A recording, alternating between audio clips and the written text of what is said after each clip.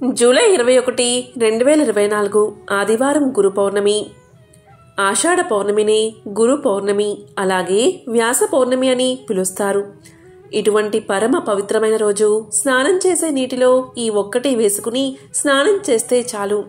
శరీరానికి అంటిన పాపాలన్నీ తొలగిపోతాయి. కోటి జన్మల పుణ్యం వస్తుంది. మన దేహానికి తెలియని దివ్యశక్తి వస్తుంది. మరి ఎంతో విశిష్టమైన ఈ గురు పౌర్ణమి రోజు స్నానం చేసే నీటిలో ఏం వేసుకుని స్నానం చెయ్యాలో ఇప్పుడు ఈ వీడియోలో తెలుసుకుందాం. వ్యాస పూర్ణిమ పర్వదినాన్ని ఆదిలో జగద్గురువైన శంకరాచార్యులు ఏర్పాటు చేశారని చెబుతూ ఉంటారు. ఈ రోజు చేసే పూజ ఎంతో విశేషమైనది. ఈ రోజు గురువును పూజించాలి. కొత్త అంగవస్త్రాన్ని భూమిపై పరిచి దానిపైన బియ్యం పోసి ఆ బియ్యంపై నిమ్మకాయ ఉంచాలి. ఈ రోజు ఇలా చేస్తే ఆది శంకరులు అలాగే ఆయన 9 శిష్యులు వచ్చి వాటిని అందుకుంటారని ఒక విశ్వాసం. పూజ పూర్తయ్యాక ఆ బియ్యాన్ని తలో పిడుకులు తీసుకువెళ్లి తమ ఇళ్లల్లో ఉన్న బియ్యంలో కలుపుకుంటారు.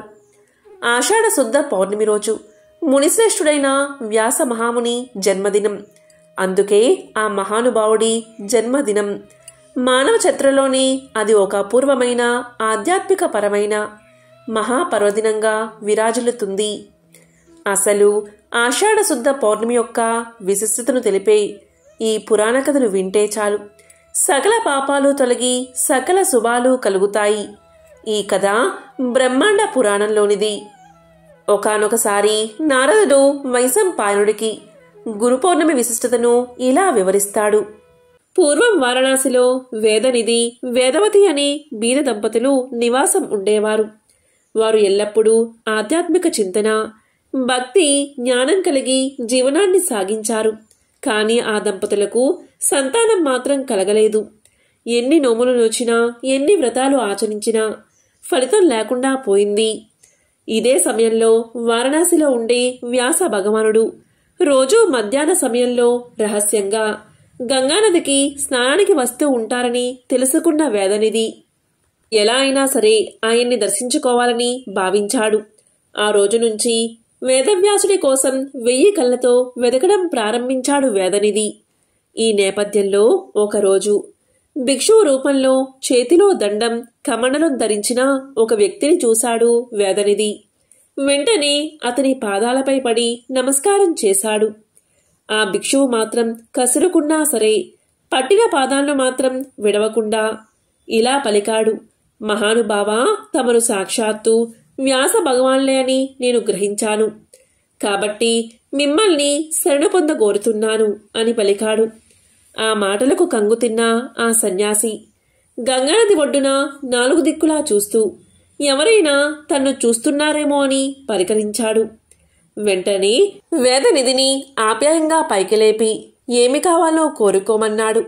అప్పుడు వేదనిధి, స్వామి, రేపు మా తండ్రిగారి పితృకార్యం. దానికి తమరు అతిథిగా మా ఇంటికి తప్పకుండా వీచ్చేయాలి అని వేడుకున్నాడు. వేదనిధి ఆహ్వానాన్ని మన్నించి వ్యాస భగవానుడు అంగీకరించాడు. దీంతో సంతోషంగా ఇంటికి చేరుకున్న వేదనిధి తన సతీమణితో గంగానదీ తీరంలో జరిగిన వృత్తాంతమంతా కూడా వివరించాడు. ఇక ఇచ్చిన మాట ప్రకారం మర్నాడు ఉదయమే వారి ఇంటికి విచ్చేసిన వ్యాస భగవానుణ్ణి ఆ దంపతులు సాదరంగా లోపలికి ఆహ్వానించి అతిథి సత్కార్యాలు చేసి పూజించారు. తరువాత దేవతార్చనకు తులసి దళాలు, పువ్వులు సిద్ధం చేసి విధులను విధి విధానంగా నిర్వహించి తరువాత వ్యాస భగవానుడికి సాష్టాంగ నమస్కారం చేశారు. వారి ఆతిథ్యానికి సంతుష్టుడైన వ్యాస భగవానుడు వారిని ఏ వరం కావాలో కోరుకోమన్నాడు.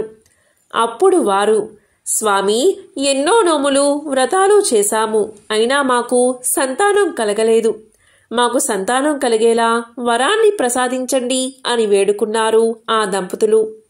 వారు కోరుకున్న వరాన్ని అనుగ్రహించిన మహర్షి త్వరలోనే తేజోవంతుడు, ఐశ్వర్యవంతులైన 10 మంది పుత్రులు జన్మిస్తారని ఆశీర్వదించాడు. అలా ఆశీర్వదించి తిరుగు ప్రయాణమవుతున్న వ్యాస భగవానుడితో, ఓ ప్రభు, తిరిగి మీ దర్శన భాగ్యం మాకెప్పుడు కలుగుతుంది అని ప్రశ్నించాడు వేదనిధి. దానికి వ్యాసుడు ఇలా పలికాడు, ఓ ఆదర్శ దంపతులారా, నన్ను మళ్ళీ మళ్ళీ దర్శించాలని మీకు కోరికగా ఉన్నదని నాకు అర్థమవుతుంది. నేను చెప్పేది శ్రద్ధగా వినండి.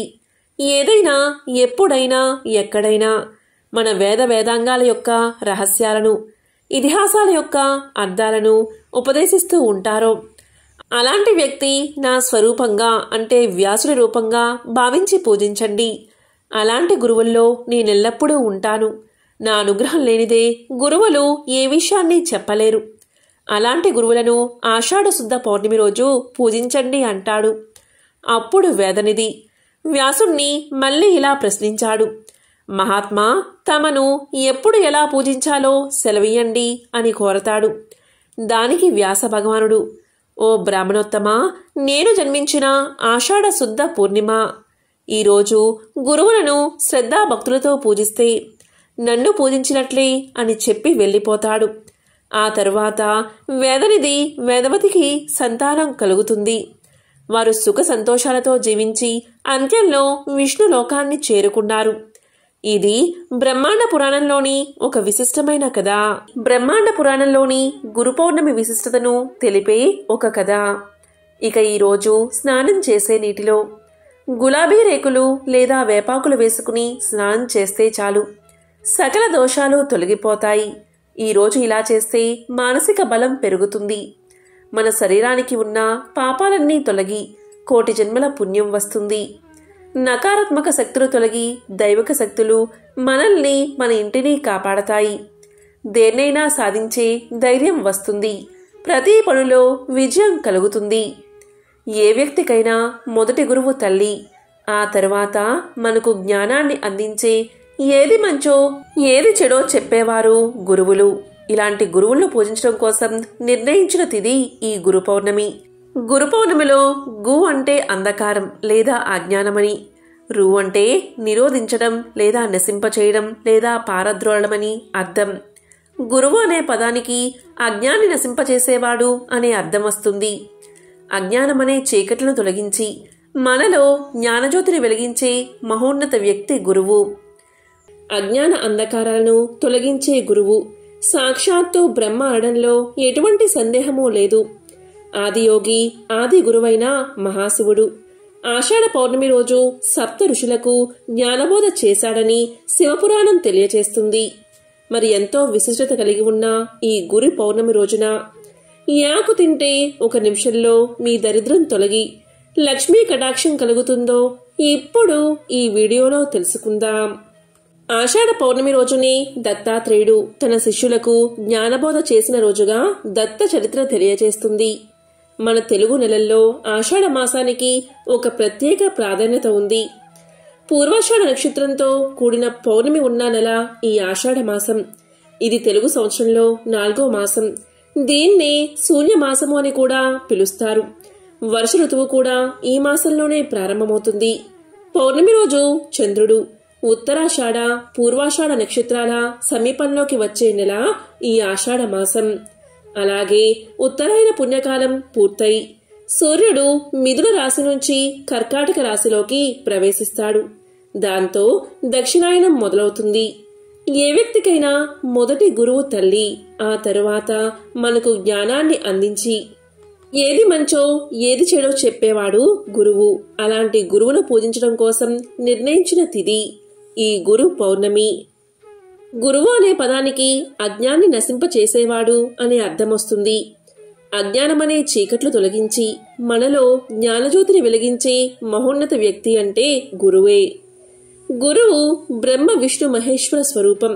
అందుకే గురు బ్రహ్మ, గురు విష్ణు, గురుదేవో మహేశ్వర, గురు సాక్షాత్ పరబ్రహ్మ, తస్మై శ్రీ గురువే నమః అంటూ భారతీయ సంస్కృతి గురువును త్రిమూర్తులతో పోల్చింది. ఎంతో పవిత్రమైన ఈ గురు పౌర్ణమి రోజు పూర్ణ చంద్రబలంతో చంద్రుడు ఉంటాడు. చంద్రుడు మనఃకారకుడు. పూర్ణచంద్ర బలంతో చంద్రుడు ఉన్నప్పుడు మనసు పరిపరి విధాలుగా ఆలోచిస్తుంది. ఈ సమయంలో సముద్రం ఆటుపోట్లకు గురవుతూ ఉంటుంది. అలాగే మన శరీరంలో ఉన్న నీటిపై కూడా ఈ ప్రభావం ఉంటుంది. అందువల్ల మనసు నిలకడలేక పరిపరి విధాలుగా ఆలోచిస్తుంది. మన విజయాలకు కారణం మన ఆలోచనలే. ఇలా పౌర్ణమి రోజు అంటే ఆషాఢ పౌర్ణమి రోజు మనసు పరిపరి విధాలుగా పోకుండా నిలకడగా ఉండడం కోసం చిన్న పరిహారాన్ని పాటిస్తే విశేషమైన ఫలితం ఉంటుంది. ఈ పరిహారాన్ని రాహుకాలంలో ఆచరించాలి. ఈ పౌర్ణమి ఏ వారం రోజు వస్తుందో ఆ రోజు రాహుకాలంలో ఈ పరిహారాన్ని పాటిస్తే మన కారకుడైన చంద్రుణ్ణి అదుపులో పెట్టి చక్కని ఆలోచనలతో విజయాలు అందేలా చేసుకోవచ్చు. ఆషాఢ పౌర్ణమి రోజు మన కారకుడైన చంద్రుడు ధనస్సు రాశిలో మకర రాశిలో సంచరిస్తూ ఉంటాడు. పౌర్ణమి రోజున అంటే ఆషాఢ పౌర్ణమి రోజున మన మనసు పరిపరి విధాలుగా మారకుండా నిలకడగా ఉండడం కోసం ఈ ఒక్క ఆకును తింటే చాలు.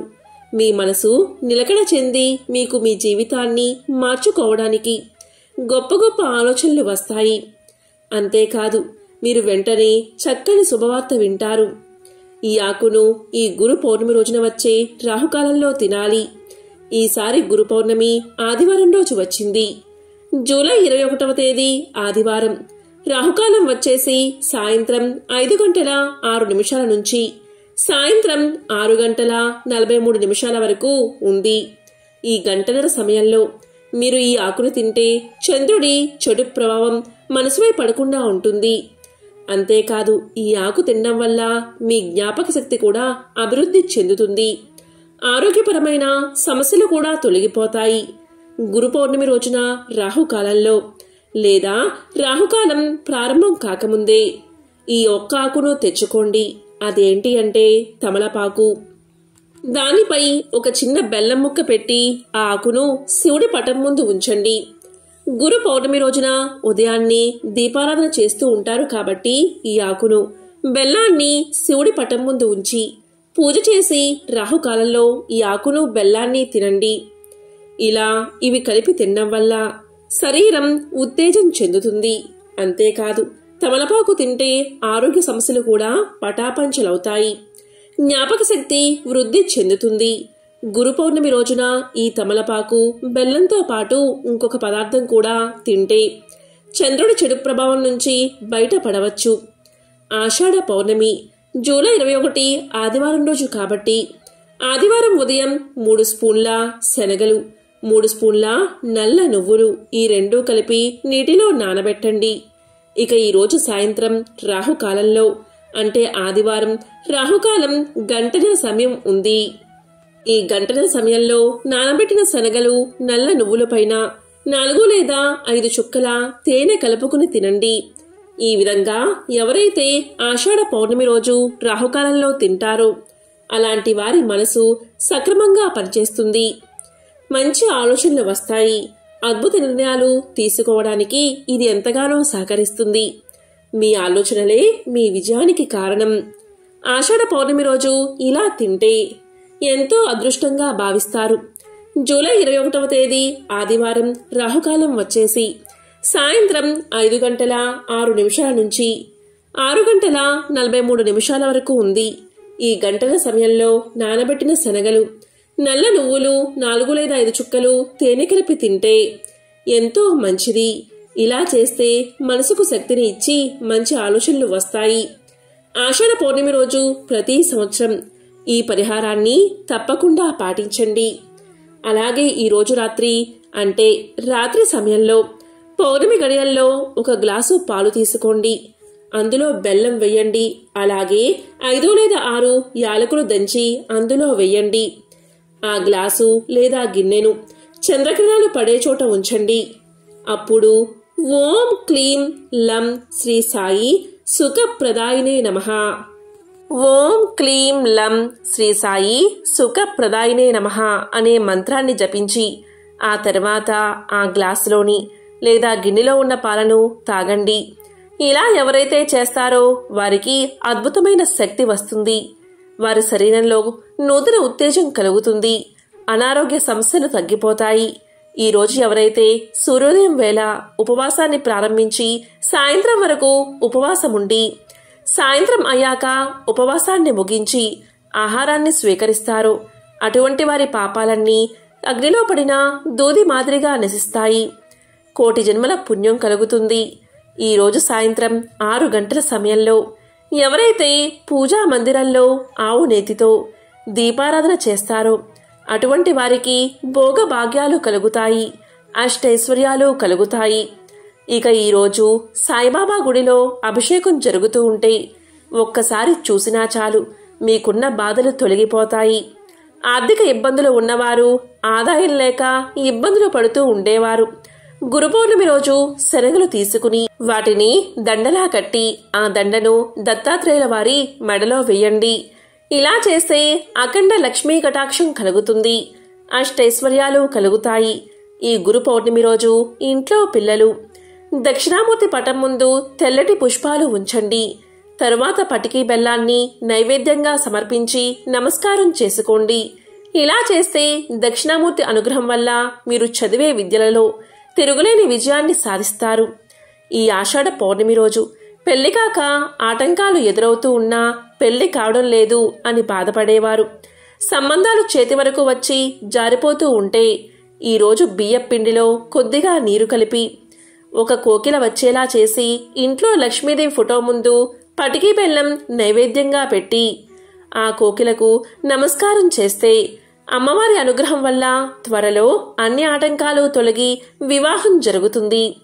దీన్నే కోకిల వ్రతము అని పిలుస్తారు. ఈ ఆషాఢ పౌర్ణమి రోజు శివుడు ధ్యానంలోకి వెళ్లిపోతాడు. శివుడు ధ్యానంలో ఉన్నటువంటి ఫోటోనో లేదా చిన్న విగ్రహాన్నో మీ పూజా మందిరంలో ఉంచి తెల్లని పుష్పాలతో పూజించండి. ఇలా చేస్తే చాలు ఆ మహాశివుడి సంపూర్ణ అనుగ్రహం మీకు లభిస్తుంది. అంతేకాదు ఈరోజు అంటే గురు పౌర్ణమి రోజు తప్పకుండా ఈ పనులను ఆచరించాలి. ఈ ఆషాఢ పౌర్ణమి రోజు కొన్ని పనులు చేస్తే సంపదలకు దేవత అయిన లక్ష్మీదేవి సులభంగా ప్రసన్నం అవుతుంది. దీనికోసం ఒక కుండలో మంచినీటిని తీసుకుని రావి చెట్టు వద్దకు వెళ్లి ఆ నీటిని పొయ్యండి. ఇలా చేస్తే చాలు లక్ష్మీ అనుగ్రహం కలుగుతుంది. ఈ ఆషాఢ పౌర్ణమి రోజు సాయంత్ర వేళలో భార్యాభర్తలు కలిసి చంద్రుణ్ణి దర్శించుకుని ఆ చంద్రుణ్ణి పూజించండి. ఇలా చేస్తే దాంపత్య జీవితంలో ఆటంకాలు తొలగిపోతాయి. ఇక ఆషాఢ పౌర్ణమి సాయంత్ర సమయంలో తులసి మొక్క ముందు స్వచ్ఛమైన ఆవునేతితో దీపాన్ని వెలిగిస్తే అదృష్టం కలుగుతుంది. ఇక ఈ ఆషాఢ పౌర్ణమి రోజు ఈ పనులను అస్సలు చేయకండి, చేస్తే దరిద్రం కలుగుతుంది. అవి ఏంటి అంటే ఆషాఢ పౌర్ణమి రోజు దానం చేయడం ఎంతో శ్రేయస్కరం. అయితే ఈరోజు ఇంటికి వచ్చిన బిచ్చగాళ్లను ఖాళీ చేతులతో అస్సలు పంపించకండి. హిందూ మతంలో దాతృత్వానికి ప్రత్యేక ప్రాముఖ్యత ఉంది. దీన్ని గ్రంథాల్లో కూడా ప్రస్తావించారు. ఈ రోజుల్లో పేదలకు లేదా అవసరం ఉన్నవారికి వస్తువులు దానం చేస్తే చాలు మీకు రెట్టింపు పుణ్యం కలుగుతుంది. ఈ రోజు ఇంటికి వచ్చే వ్యక్తికి ఏదైనా చిన్నదైనా దానం చెయ్యండి. ఈ ఆషాఢ పౌర్ణమి రోజున వృద్ధులను లేదా స్త్రీలను పొరపాటున కూడా అవమానించకండి. వాస్తవానికి గురు పౌర్ణమి పెద్దలను గౌరవించాలని మీకు బోధిస్తుంది. ఈరోజు పెద్దలను అవమానించే వైఖరి మీకు ఉంటే సాధారణ జీవితంలో ఈ చర్యలు హానికరాన్ని కలిగిస్తాయి. కాబట్టి ఎంతో పవిత్రమైన ఈ గురు పౌర్ణమి రోజు ఇటువంటి విధి విధానాలు పాటించి ఆ త్రిమూర్తుల అనుగ్రహాన్ని పొందండి. ఓం నమః శివాయ. ఓం నమో నారాయణాయ.